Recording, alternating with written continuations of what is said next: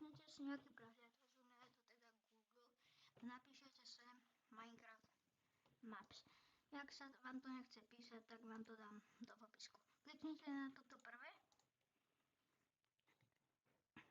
a tu si vyberete, aký typ chcete tej mapy. Napríklad, ak chcete parkour, čo ja chcem, tak kliknete na parkour a niečo ma ako si neviem, takže ja dám len sirch. No tak dáme toto, Gridbam Explorer.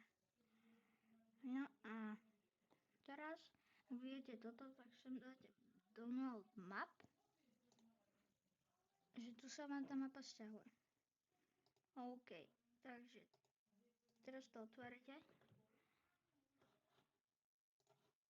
Google si minimalizujete a dáte to na plochu. OK, ľudia, takže mám to na ploche. A teraz si napíšete percento updata percento do vyhľadávača. Dáte tečka Minecraft a tu dáte už len saves. Tu to vlastne takto dáte premiestniť do saves a tu by sa vám to malo. Že toto už môžete rovno zavrieť a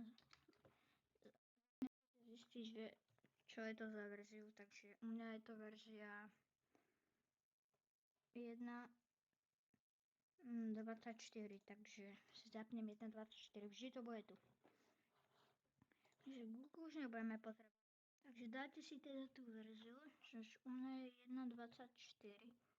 To sa vám potom spustí a ja si ešte narýchlo vypnem. Teraz pôjdete do single player. A kde si by tu mal byť ten ako svet. Takže